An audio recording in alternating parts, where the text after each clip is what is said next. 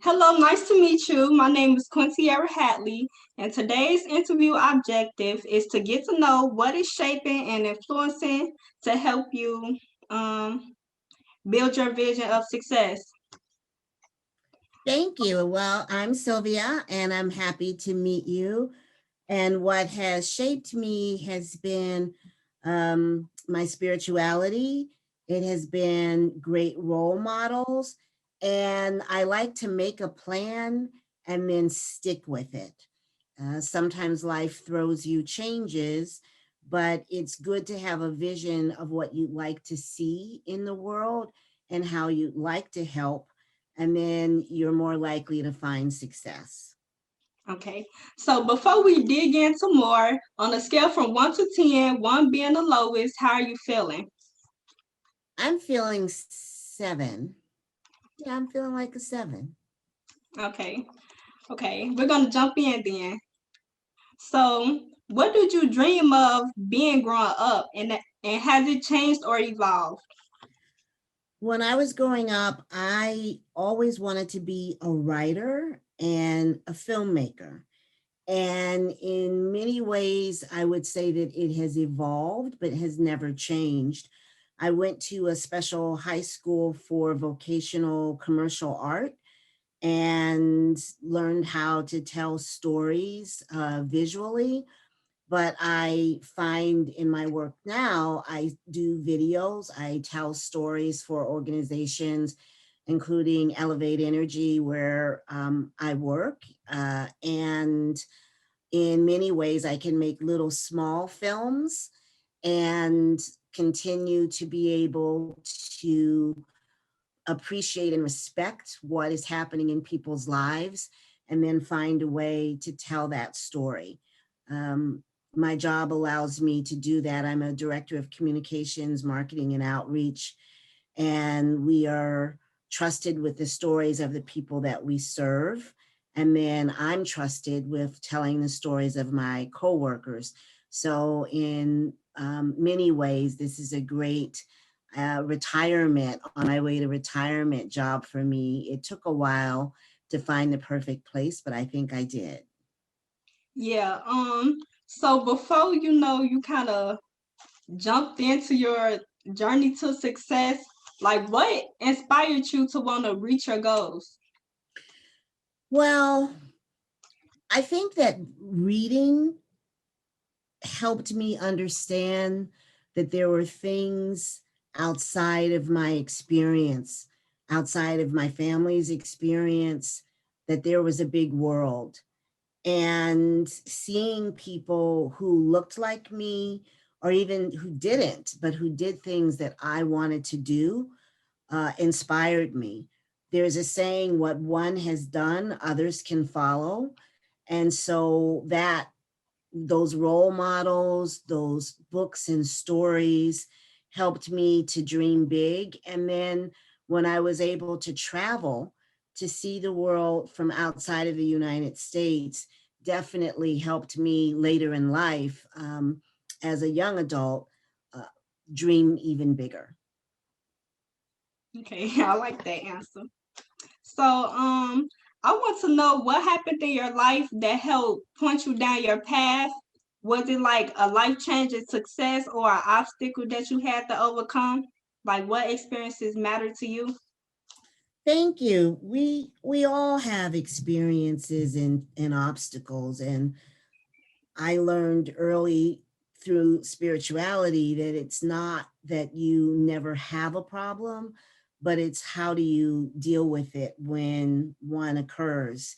And my grandmother, my mother, my stepfather, my family, they were models of resilience and keeping it rolling, which is one of my favorite sayings. And I think that that helped me always have a steady anchor or something in my mind that could tell me you can do this. And then understanding the political structure of the world, the impact of racism, sexism, a lot of isms, and seeing people who stood up to power, inspired me a lot. And one person who um, I never got to meet, but I worked for his freedom for a long time was Nelson Mandela. And knowing that he could have been treated so poorly, jailed, and then still come out and understand how to lead a country and bring people together was very inspiring to me, because that's where true leadership comes. And it's easy to fight and be pulled apart, but those who can bring us together have always been inspiring to me. And I like things where you can work with the oldest and the youngest. So I was a board chair of an organization called Young Chicago Authors in hard years when we hardly had any money and we had to chip in to pay the rent. But the young poets were so inspiring, and seeing what happened when people of all generations worked together, respecting and appreciating each other's views, has shaped my thinking and how I approach my work to this day. Okay, so you already kind of answered my next question, but would you still say like the same people are inspiring you? Like you said, your family and Nelson Mandela and stuff. Well, I mean, there's add-ons to that, to my answer. Those folks inspired me early on. My family inspires me now, but now it's not my grandmother and those older than me. It's my children. It's my daughter. It's my son. It's their spouses, the great people that they married, and the work that they do to make change in the world or to tell stories in the world inspires me every day.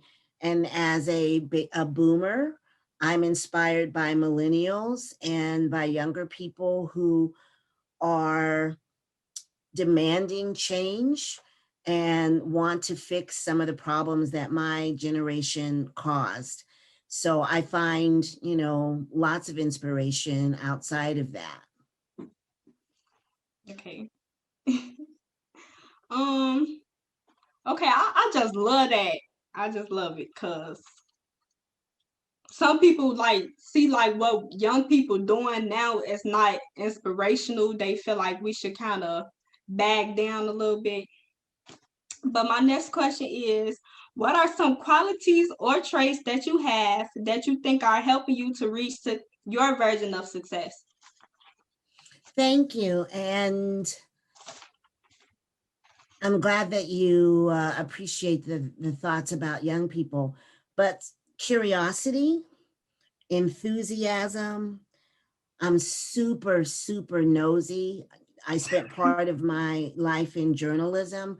I want to know everything and then I want to tell it. And so my family understands that you have to tell me probably at least twice if something is a secret. Um, that curiosity makes me meet new people. It makes me learn something every day. And the arts, having them alongside whatever work I'm doing, appreciating music, books, culture, um, it opens my mind and helps me think a new thought. And that leads to solving problems, that leads to coming up with new ways of doing things. So I think that that's my inspiration now. And I was very lucky, Quintiera. I got an award from the Illinois Humanities. I got an award with my daughter, and although I feel like I've got a lot of years left, it was very exciting for us to share the 2020 Illinois Humanities Award.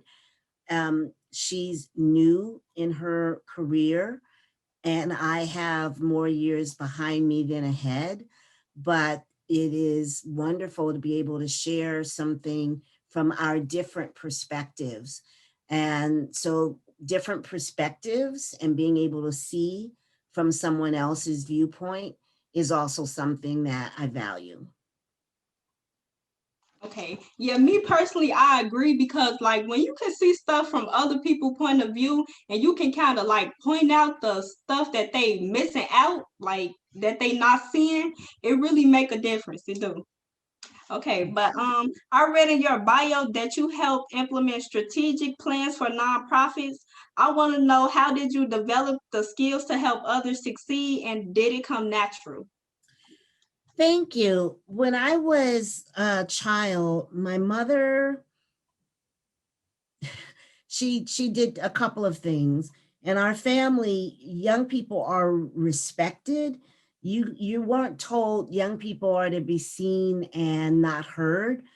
We always thought young people could be seen and listened to, but you had to have something to say. So very early, I learned that I could speak up, but I needed to gather my thoughts and think through what I meant to say. And being involved in movements for social change, the anti-apartheid movement, disability rights, and other movements helped me to see how important it was to know how to think ahead, to understand how your actions might impact other people, and seeing some success in how people put certain things together and then they changed the world, and they did it with strategy. But I'll tell you, one of the things that helped me most was being a mom, being a parent, and wanting to help shape how my children saw the world, and thinking through, you if you just say do it my way or you'll get a spanking, then they're only going to do it your way when you're around. If you help them to understand the reason to do something, they will do it. And that was one of my first realizations about strategy, strategizing as a parent. Okay, yeah. I kind of, it is important to like gather your words up before you speak, especially as a child, because people just blow your words out of proportion.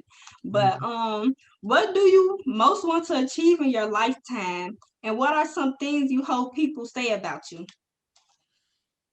Well, I want to continue to help people meet their dreams.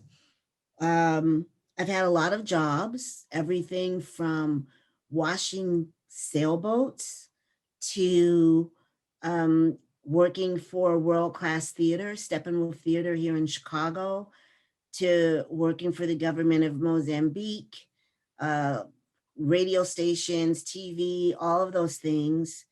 And in all of them, I gained certain skills that have been useful. Telling stories is one of the most important ones, but it's given me a certain level of just common sense experience and contacts. And when I'm able to help someone meet their dreams, whether it's starting a new business, whether it's um, getting a show produced, whatever it might be, I love being a door opener, not a gatekeeper.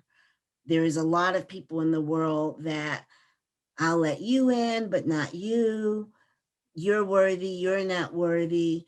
And it keeps people from reaching their dreams. And so for me, if you're excellent or on your way or trying your best, I'm very interested in helping. It's also part of my spiritual belief. I'm a meditation teacher. I come from the Baptist tradition. I meditate, every day. And so if I can know myself and live an authentic life that is useful, I'm doing all right. And if I can be happy. And the last thing, I lost my mom. I got to be 63 before she passed away, a few months before this taping. And she had a favorite gospel song, Order My Steps in Your Word. You know, how can I walk through life in a worthy way? And that really means a lot to me. And if people say she made me happy, she was kind, and she gave me a hand or listened, I'm going to be all right. Yeah. Okay. So like yo first kind of beginning of your reply kind of tied into my next question because I want to know like besides your work ethic, what outside sources do you believe helped you to make constant progress? And for example, like you were saying, like your spiritual practices, like prayers and affirmations, or like brain puzzles, different things to help challenge you. Like I am planful. I try to find the balance between being able to adapt to change, but knowing where I want to go. And if I know that I want to achieve something, I stick to that, although I'm open to different ways to make it happen. So being planful, making notes, setting goals, and not being shy about them, holding myself accountable to meet them, but not beating myself up if it's hard. Those things have helped me. okay, so I think we're going to wrap this up. My last question would be after this interview, on a scale from 1 to 10, how are you feeling now? I am feeling like 9. The only reason it's not a 10 is because I'm hungry. Okay, well, I hope you eat. I want to thank you for having this interview with me and contributing to the Black Table. I am so pleased to be able to do it. I wish you the very best, and I hope we can stay in touch. Yes, me too. Thank you.